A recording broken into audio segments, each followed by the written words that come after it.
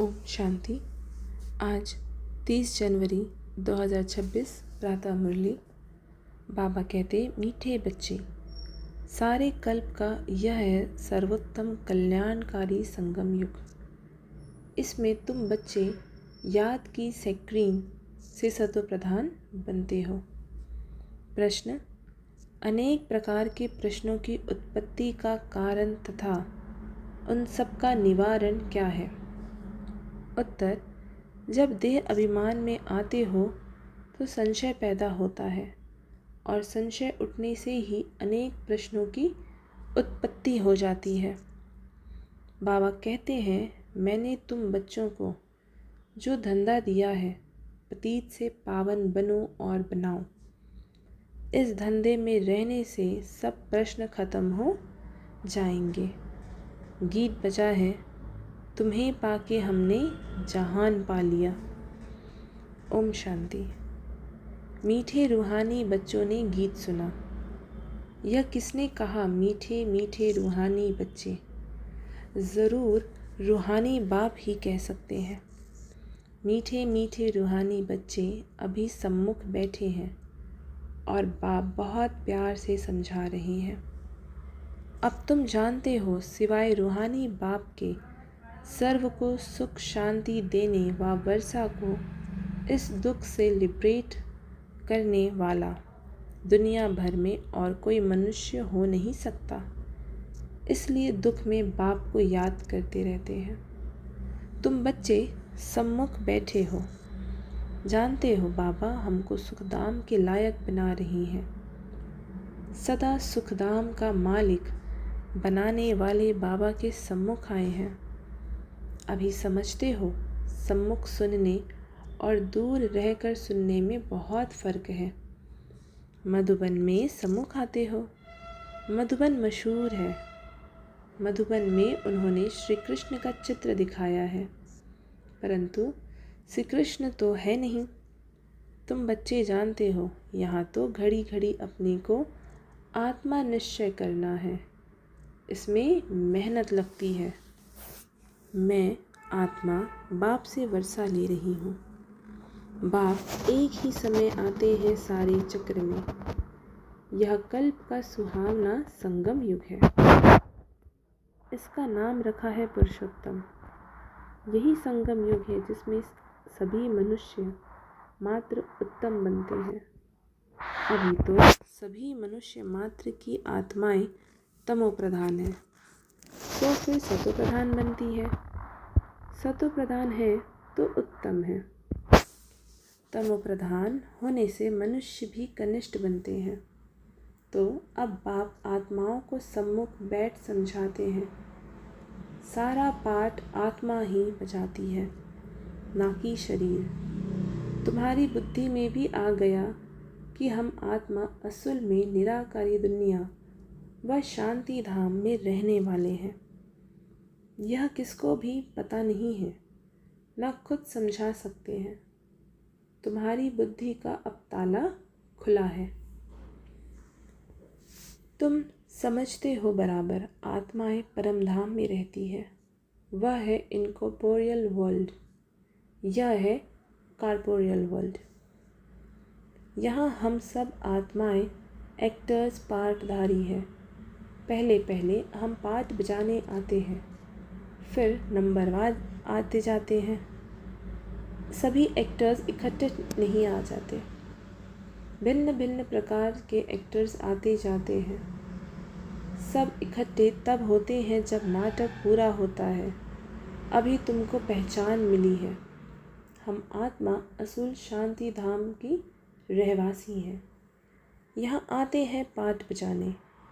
बाप सारा समय पाठ बजाने नहीं आते हैं। हम ही पाठ बजाते बजाते सतो प्रधान से तमो प्रधान बन जाते हैं। अभी तुम बच्चों को सम्मुख सुनने से बड़ा मज़ा आता है। इतना मज़ा मुरली पढ़ने से नहीं आता। यहाँ सम्मुख होना। तुम बच्चे समझते हो कि भारत गॉड गॉडेस का स्थान था, अभी नहीं है। चित्र देखते हो, था ज़रूर। हम वहाँ के रहवासी थे। पहले पहले हम देवता थे। अपने पाठ को तो याद करेंगे कि भूल जाएंगे। बाप कहते हैं, तुमने यहाँ यह पाठ बजाया, यह ड्रामा है। नई दुनिया सो फिर ज़रूर पुरानी दुनिया होती है। पहले पहले ऊपर से जो आत्माएं आती हैं वो गोल्डन एज में आती है। यह सब बातें अभी तुम्हारी बुद्धि में हैं। तुम विश्व के मालिक महाराजा महारानी थे। तुम्हारी राजधानी थी। अभी तो राजधानी है नहीं। अभी तुम सीख रहे हो हम राजाई कैसे चलाएंगे। वहाँ वज़ीर होते नहीं, राय देने वालों की दरकार नहीं। वह तो श्रीमद् द्वारा श्रेष्ठ ते श्रेष्ठ बन जाते हैं। फिर इनको दूसरे कोई से राय लेने की दरकार नहीं है। अगर कोई से राय ले तो समझा जाएगा उनकी बुद्धि कमज़ोर है। अभी जो श्रीमत मिलती है वह सतयुग में भी कायम रहती है। अभी तुम समझते हो, पहले पहले बरोबर इन देवी देवताओं का आधा कल्प राज्य था। अब तुम्हारी आत्मा रिफ्रेश हो रही है। यह नॉलेज परमात्मा के सिवाय कोई भी दे ना सके। अभी तुम बच्चों को देही अभिमानी बनना है। शांति धाम से आकर यहाँ तुम टॉकी बने हो। टॉकी होना बिगर कर्म हो ना सके। यह बड़ी समझने की बातें हैं। जैसे बाप में सारा ज्ञान है वैसे तुम्हारी आत्मा में भी ज्ञान है। आत्मा कहती है हम एक शरीर छोड़ संस्कार अनुसार फिर दूसरा शरीर लेता हूँ। पुनर्जन्म भी ज़रूर होता है। आत्मा को जो भी पाठ मिला हुआ है वह बजाती रहती है। संस्कारों अनुसार दूसरा जन्म लेते रहते हैं। आत्मा की दिन प्रतिदिन प्योरिटी की डिग्री कम होती जाती है। पतित अक्षर द्वापर से कान में लाते हैं। फिर भी थोड़ा सा फ़र्क ज़रूर पड़ता है। तुम नया मकान बनाओ, 1 मास के बाद कुछ ज़रूर फ़र्क पड़ेगा। अभी तुम बच्चे समझते हो बाबा हमको वर्षा दे रही हैं। बाप कहते हैं हम आए हैं तुम बच्चों को वर्षा देने। जितना जो पुरुषार्थ करेगा उतना पद पाएगा। बाप के पास कोई फ़र्क नहीं। बाप जानते हैं हम आत्माओं को पढ़ाते हैं। आत्मा का हक है बाप से वर्षा लेने का। इसमें मेल फीमेल की दृष्टि यहाँ नहीं रहती। तुम सब बच्चे हो, बाप से वर्षा ले रहे हो। सभी आत्माएं ब्रदर्स हैं जिनको बाप पढ़ाते हैं, वर्षा देते हैं। बाप ही रूहानी बच्चों से बात करते हैं। हे लाडलो मीठे सिकी लधे बच्चों, तुम बहुत समय पाठ बजाते बजाते अब फिर आकर मिले हो अपना वर्षा लेने। यह भी ड्रामा में नूद है। शुरू से लेकर पाठ नुधा हुआ है। तुम एक्टर्स पाठ बजाते एक्ट करते रहते हो। आत्मा अविनाशी है। इसमें अविनाशी पाठ नुधा हुआ है। शरीर तो बदलता रहता है। बाकी आत्मा सिर्फ पवित्र से अपवित्र बनती है, पतित बनती है। सतयुग में है पावन। इसको कहा जाता है पतित दुनिया। जब देवताओं का राज्य था तो वाइसलेस वर्ल्ड थी।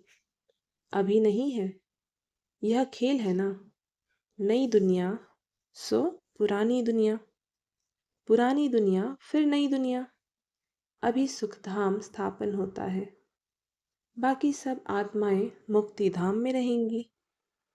अभी यह बेहद का नाटक आकर पूरा हुआ है। सब आत्माएं मच्छरों में सल जाएंगी। इस समय कोई भी आत्मा आए तो पतित दुनिया में उनकी क्या वैल्यू होगी। वैल्यू उनकी है जो पहले पहले नई दुनिया में आते हैं। तुम जानते हो जो नई दुनिया थी वह फिर पुरानी बनी है। नई दुनिया में हम देवी देवता थे। वहाँ दुख का नाम नहीं था। यहाँ तो अथाह दुख है। बाप आकर दुख की दुनिया से लिबरेट करते हैं। यह पुरानी दुनिया बदलनी ज़रूर है। तुम समझते हो बरोबर हम सतयुग के मालिक थे, फिर 84 जन्मों के बाद ऐसे हैं। अब फिर बाप कहते हैं मुझे याद करो तो तुम स्वर्ग के मालिक बनेंगे। तो हम क्यों ना अपने को आत्मा निश्चय करें और बाप को याद करें। कुछ तो मेहनत करनी होगी ना। राजाई पाना कोई सहज थोड़ी है। बाप को याद करना है। यह माया का वंडर है जो घड़ी घड़ी तुमको भुला देती है। उसके लिए उपाय रचना चाहिए। ऐसे नहीं मेरा बनने से याद जम जाएगी, बाकी पुरुषार्थ करेंगे। नहीं, जब तक जीना है पुरुषार्थ करना है। ज्ञान अमृत पीते रहना है। यह भी समझते हो हमारा यह अंतिम जन्म है। इस शरीर का भान छोड़ देही अभिमानी बनना है। गृहस्थ व्यवहार में भी रहना है। पुरुषार्थ जरूर करना है। सिर्फ अपने को आत्मा निश्चय कर बाप को याद करो। तमेव माता पिता, यह सब है भक्ति मार्ग की महिमा। तुमको सिर्फ एक अल्फ को याद करना है, एक ही मीठी सेक्रीन, और सब बातें छोड़ एक सेक्रीन बाप को याद करो। अभी तुम्हारी आत्मा तमो प्रधान बनी है। उनको सतो प्रधान बनाने के लिए याद की यात्रा में रहो। सबको यही बताओ, बाप से सुख का वर्षा लो। सुख होता ही है सतयुग में। सुखधाम स्थापना करने वाला बाप है। बाप को याद करना है बहुत सहज, परंतु माया का अपोजिशन बहुत है। इसलिए कोशिश कर मुझ बाप को याद करो तो खाद निकल जाएगी।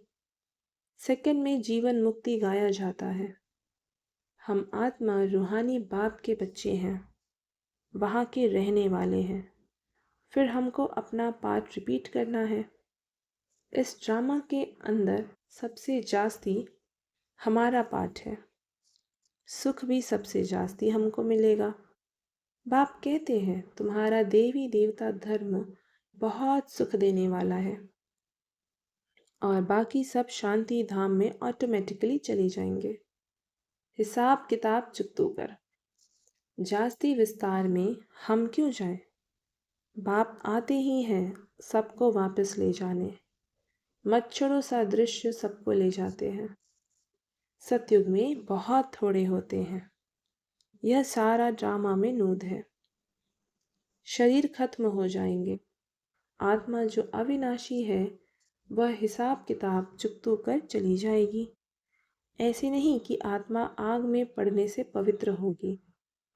आत्मा को याद रूपी योग अग्नि से ही पवित्र होना होगा। योग की अग्नि है। उन्होंने ही फिर नाटक बैठ बनाए। सीता आग से पार हुई। आग से कोई थोड़ी पावन होना है। बाप समझाते हैं तुम सब सीताएं इस समय पतित हो, रावण के राज्य में हो। अब एक बाप की याद से तुमको पावन बनना है। राम एक ही है। अग्नि अक्षर सुनने से समझते हैं आग से पार हुई। कहा योग अग्नि, कहाँ वह आत्मा परमपिता परमात्मा से योग रखने से ही पतित से पावन होगी। दिन रात का फर्क है। हेल में सब सीताएं रावण की जेल में शोक वाटिका में है। यहाँ का सुख तो काग विष्ठा के समान है, भेंट की जाती है। स्वर्ग के सुख तो अथाह है। तुम आत्माओं की अभी शिव साजन के साथ सगाई हुई है, तो आत्मा फीमेल हुई ना। शिव बाबा कहते हैं सिर्फ मुझे याद करो तो तुम पावन बन जाएंगे। शांति धाम जाए फिर सुख धाम में आ जाएंगे। तो बच्चों को ज्ञान रत्नों से झोली भरनी चाहिए। कोई भी प्रकार का संशय नहीं ले आना चाहिए।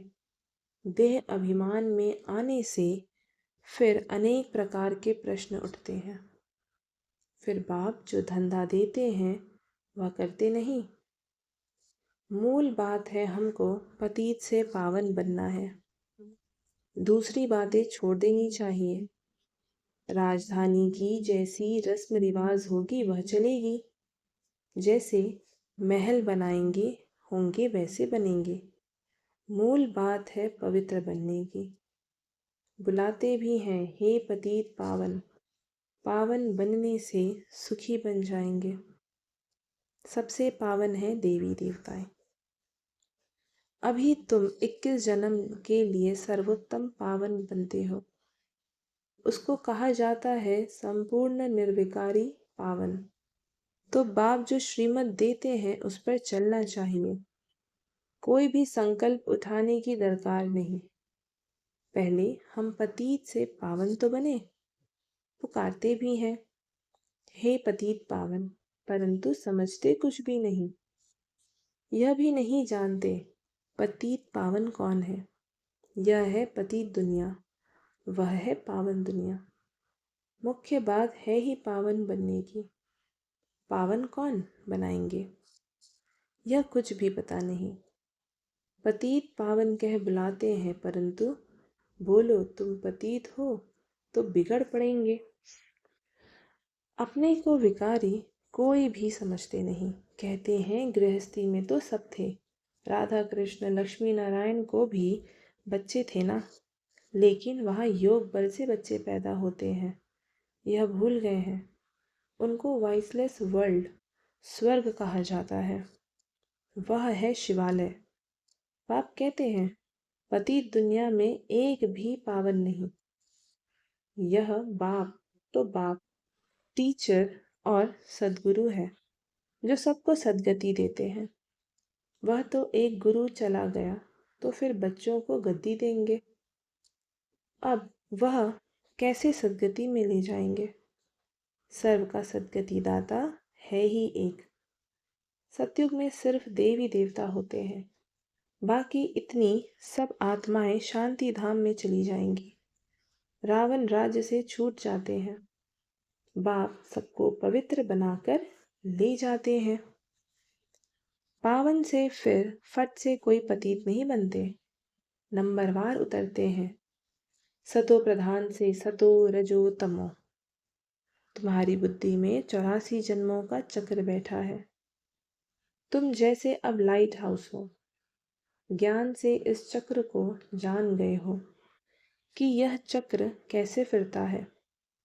अभी तुम बच्चों को और सबको रास्ता बताना है। सब नहीं आए हैं, तुम पायलट हो, रास्ता बताने वाले। सबको बोलो आप शांति धाम सुख धाम को याद करो, कलयुग दुख धाम को भूल जाओ। अच्छा, मीठे मीठे सिकी लधे बच्चों प्रति माता पिता बाप दादा का याद प्यार और गुड मॉर्निंग। रूहानी बाप की रूहानी बच्चों को नमस्ते। और हम रूहानी बच्चों की रूहानी माता पिता बाप दादा को याद प्यार गुड मॉर्निंग और नमस्ते। धारणा के लिए मुख्य सार। पहली पॉइंट, जब तक जीना है ज्ञान अमृत पीते रहना है। अपनी झोली ज्ञान रत्नों से भरनी है। संशय में आकर कोई प्रश्न नहीं उठाने हैं। दूसरी पॉइंट, योग अग्नि से आत्मा रूपी सीता को पावन बनाना है। किसी बात के विस्तार में जास्ती ना जाकर देही अभिमानी बनने की मेहनत करनी है। शांति धाम और सुख धाम को याद करना है। आज का वरदान, सदा मनन द्वारा मगन अवस्था के सागर में सामाने का अनुभव करने वाले अनुभवी मूर्त भव। अनुभवों को बढ़ाने का आधार है मनन शक्ति। मनन वाला स्वतः मगन रहता है। मगन अवस्था में योग लगना नहीं पड़ता, लेकिन निरंतर लगा रहता है। मेहनत नहीं करनी पड़ती। मगन अर्थात मोहब्बत के सागर में समाया हुआ। ऐसा समाया हुआ जो कोई अलग नहीं कर सकता। तो मेहनत से छूटो। सागर के बच्चे हो तो अनुभव के तालाब में नहीं नहाओ, लेकिन सागर में समा जाओ, तब कहेंगे अनुभवी मूर्त। स्लोगन: ज्ञान स्वरूप आत्मा वह है जिसका हर संकल्प हर सेकंड समर्थ हो। अव्यक्त इशारे: इस अव्यक्ति मास में बंधन मुक्त रह जीवन मुक्त स्थिति का अनुभव करो। यदि कोई भी स्वभाव, संस्कार, व्यक्ति अथवा वैभव का बंधन अपनी तरफ आकर्षित करता है, तो बाप की याद की आकर्षण सदैव नहीं रह सकती। कर्मातीत बनना माना सर्व कर्म बंधनों से मुक्त न्यारे बन प्रकृति द्वारा निमित्त मात्र कर्म करना। यह न्यारे बनने का पुरुषार्थ बार बार करते रहो। सहज और स्वतः यह अनुभूति हो कि कराने वाला और करने वाली यह कर्मेंद्रियां है ही अलग। ओम शांति।